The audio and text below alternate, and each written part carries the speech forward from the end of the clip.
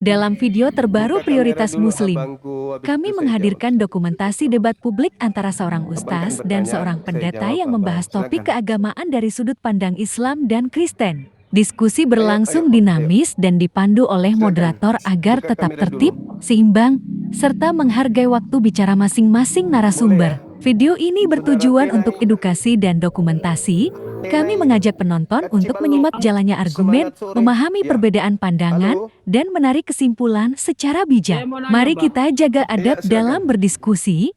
Prioritas Muslim berkomitmen menghadirkan dialog yang informatif, santun, dan bebas dari ujaran kebencian atau penghinaan terhadap keyakinan manapun. Dukung terus channel Prioritas Muslim dengan cara like jika video ini bermanfaat, komentar dengan bahasa yang santun, subscribe dan aktifkan lonceng agar tidak ketinggalan video debat, kajian, dan diskusi keislaman terbaru. Bagikan agar lebih banyak orang mendapat manfaat. Beruntunglah orang-orang yang mukmin itu. Apa keuntungannya? Mereka lah pewaris surga Firdaus, mereka kekal di dalamnya. Jadi umat Islam itu punya warisan, namanya surga Firdaus. Jadi kalau Anda masuk Islam, Anda menjadi pewaris surga Firdaus. Begitu. Sedangkan di Kristen tak ada dalil Kristen masuk surga. Malah Kristen itu terciduk sebagai anti-Kristus. Anti-Kristus. Ayo bang. Islam jaminan surganya Al-Quranul Karim. Surah Al-Mu'minun ayat 1 uraiannya sampai ayat 11, ayat 9. Implementasinya jelas 10-11. Ulaika warithunal firdaus. Oke? Jelas itu ya? Nah, di Kristen tidak ada jaminan surga. Tidak ada jaminan surga. Percaya sama saya. Yang ada malah terciduk antitus. Perbaiki dulu jaringannya bang, perbaiki dulu jaringannya. Di Maryam 71 besok. Maryam 71 itu, Maryam 71 itu mendatangi seluruh manusia, bukan cuma Islam di situ. Makanya di ayat 72-nya manusia terpecah dua. Enggak, kalau Kristen enggak, Bang. Lah, itu Al-Quran mengatakan seluruh manusia. Makanya di ayat kedua, dia 72, manusia nanti terbagi dua. Ada yang menetap tinggal di sana, ada yang lanjut ke surga. Nah, yang menetap di sana itu orang zalim. Siapa orang zalim? Itu orang kafir. Laqad kafaral ladzina qalu. Apa? Kristen tidak ke neraka. Kata siapa Kristen tidak ke neraka? Abang Kristen itu penghuni neraka. Markus 9 nomor 49. Kristen semuanya akan akan digarami dengan api neraka. Begitu abangku. Oke, udah ya. Ingat ya, Kristen itu semuanya masuk neraka.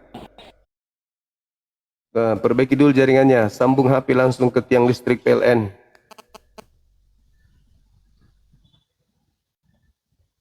Silakan saudara non muslim naik lagi ke atas.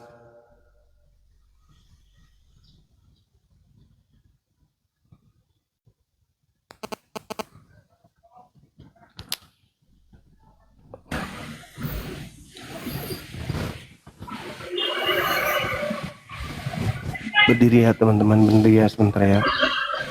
Halo, selamat siang. Sore. Ya, sore abang. Katolik Protestan. Sangat Islam bang, alhamdulillah. Alhamdulillah. Itu Ada yang fotonya bisa- anu bang, Kahar Musakar. Fotonya Kahar Musakar. Oh, iya. Kakek itu, kakek. Kakekku, iya, kakekku juga. Masya Allah, luar Iya. biasa. Salam kenal bang ya. Senang Iya. saya dengar suaranya abang bicara langsung. Alhamdulillahirrabbilalamin. Masya Allah. Alhamdulillah bang. Oke Dari bang, mana? saya turun dulu Dari bang ya. selatan. Dari selatan. Dari Cimpu, Palu. Cilalang. Oh, Palu. Oke. Domisilinya di Palu, asalnya selatan. Oh, iya. Alhamdulillah. Wijatoluwu berarti ya. Iya. Iya. Terus semangat. Oke Iya. kawan. Assalamualaikum Bang. Waalaikumsalam warahmatullahi wabarakatuh.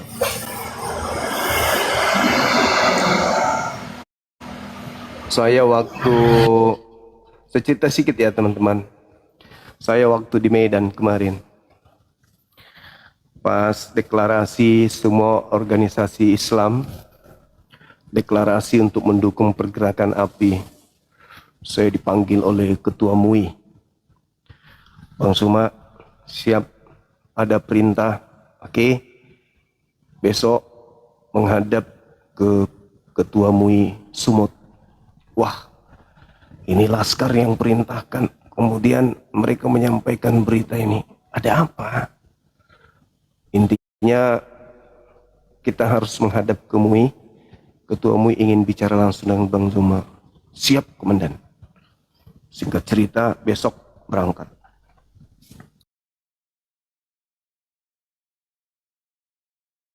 Begitu saya turun di Majelis Ulama Indonesia Sumut, ada Bapak Ustadz Kiai tinggi besar, langsung peluk saya juga kaget. Ini masih di area parkiran kan, orang semua pada hormat sama bapak ini. Aku dipeluk,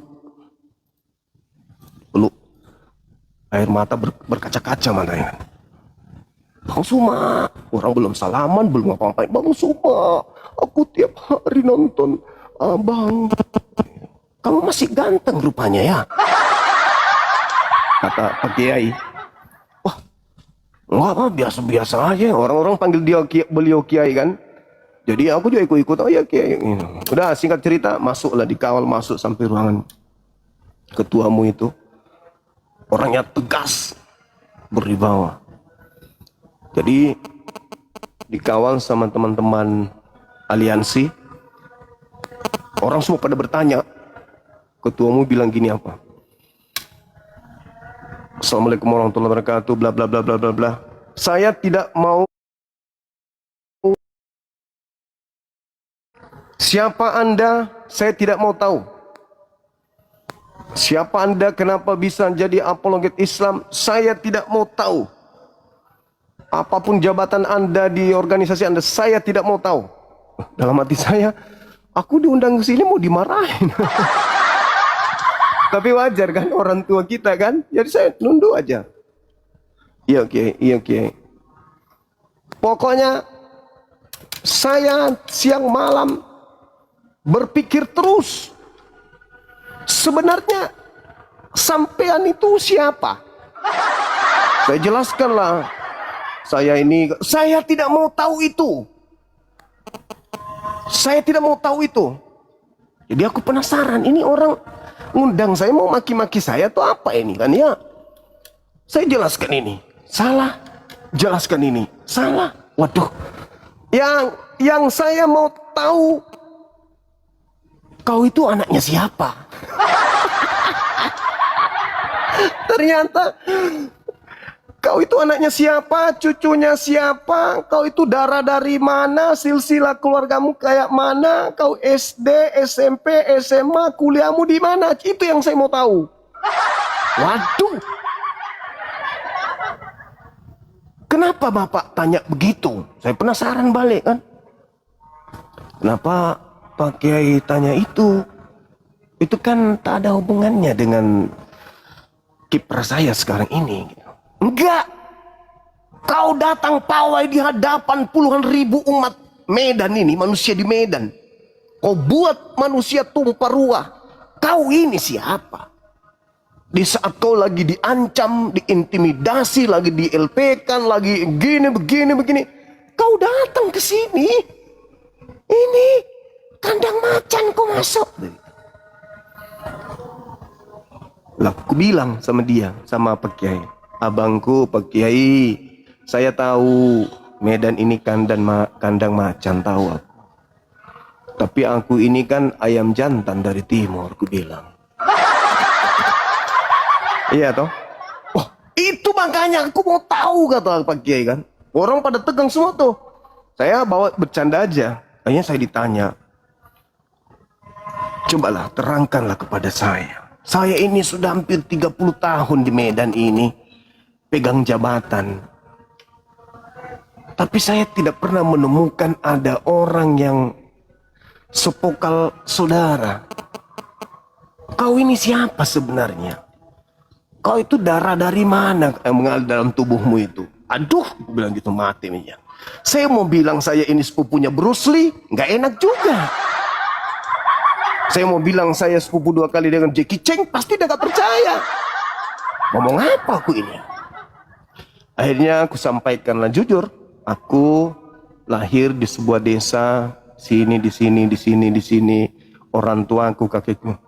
Langsung dia meja yang seharusnya harus diangkat dulu, dia langsung serobot mejanya, dia peluk aku sambil matanya berkaca-kaca.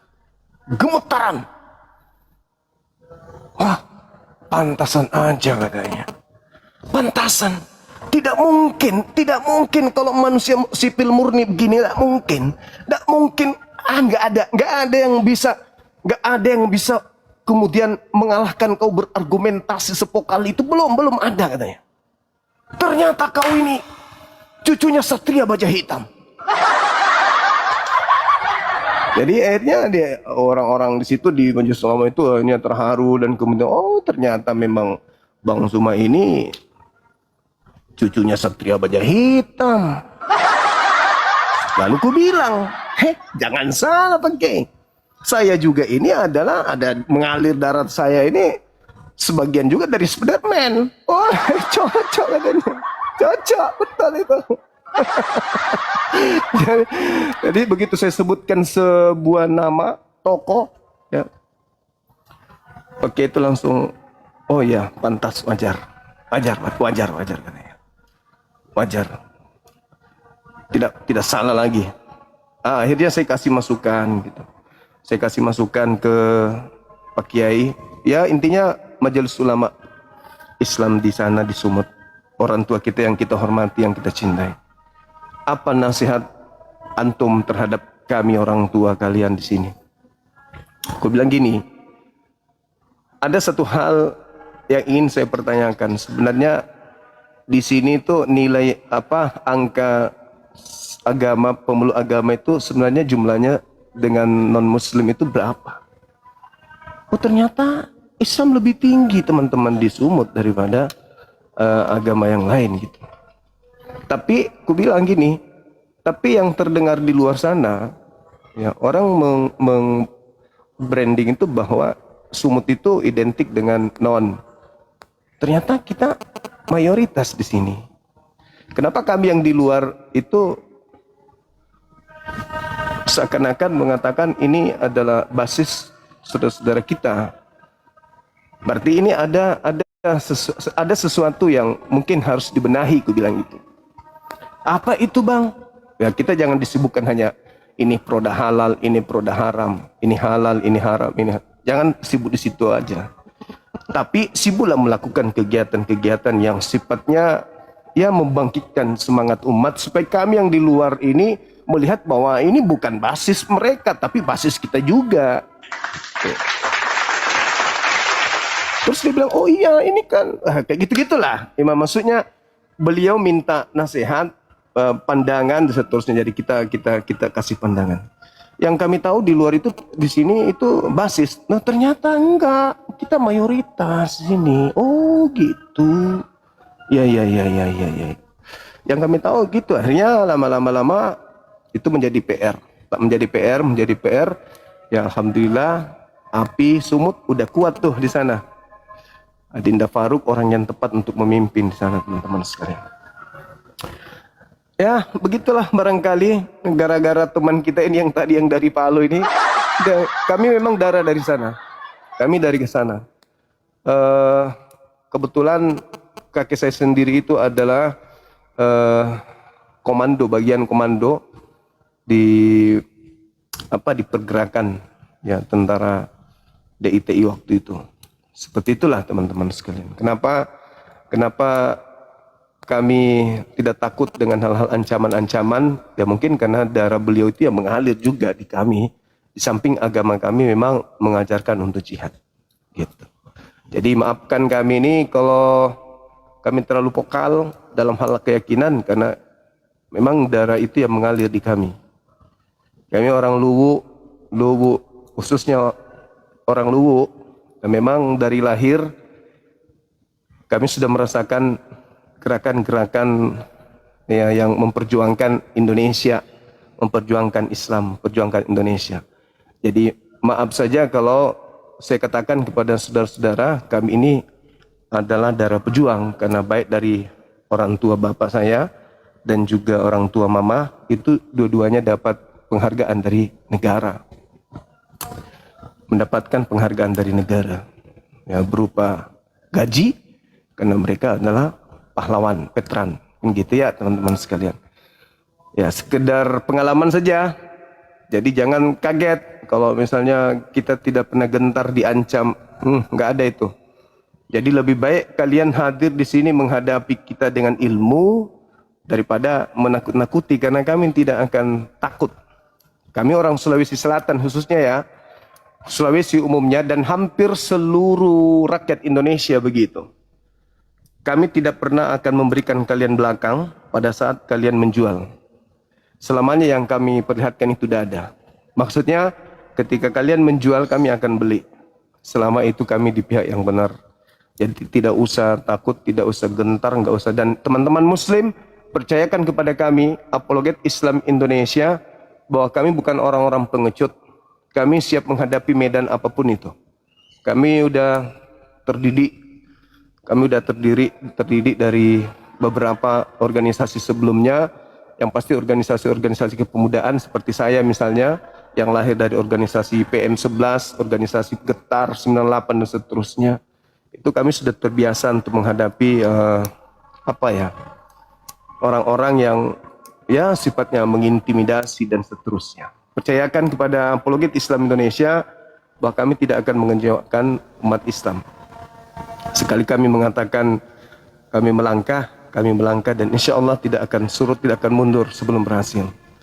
Begitu teman-teman sekalian. Jadi jangan ragukan kami, jangan ragukan Apologet Islam Indonesia. Justru kita harus saling mendukung.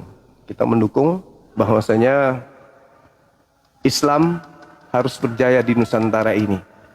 Harus berjaya. Kita harus kompak, bersatu, menyatu untuk mengisi kemerdekaan seperti pola yang diajarkan oleh Nabi Muhammad SAW. Bagaimana orang-orang Yahudi, bagaimana orang-orang Nasrani, golongan-golongan di luar Islam itu hidup tentram, damai di bawah kuasa beliau. Di bawah kepemimpinan beliau, seluruh agama di luar Islam tunduk, merasa nyaman, tidur nyaman, nyenyak di bawah kepemimpinan Islam. Begitu juga kita di Indonesia ini yang mayoritas ya harus mengayomi yang minoritas, harus menyayangi yang minoritas, harus mencintai mereka. Kita harus merangkul mereka demi untuk keutuhan negara yang kita cintai ini. Jangan karena beda keyakinan kita tidak berlaku adil. Jangan karena mereka non-muslim kita mengintimidasi, kita mencibir, kita membenci dan seterusnya. Jangan sekali. Kecuali illal ladzina zalamu minhum, kecuali orang-orang zalim yang ada di antara mereka. Contoh yang mana? Yang datang di Komal, maki-maki dan seterusnya. Kenapa? Karena mohon maaf kata ya, teman-teman kita itu kan banyak dari sono yang ikut Apologet Islam. Tapi begitu kita ketemu mereka baik. Begitu kita ketemu mereka sopan, mereka hormat sama kita, nggak ada masalah kok. Jadi dunia Apologet ini bukan membuat kita saling membenci. Di dunia offline enggak. Kita dialog, diskusi, kasar-kasaran, ya hanya di Komal aja. Begitu jumpa nggak ada masalah. Contoh misalnya saya dilaporkan, di LP-kan di Medan. Kalau kita lihat orang semua pada benci tuh.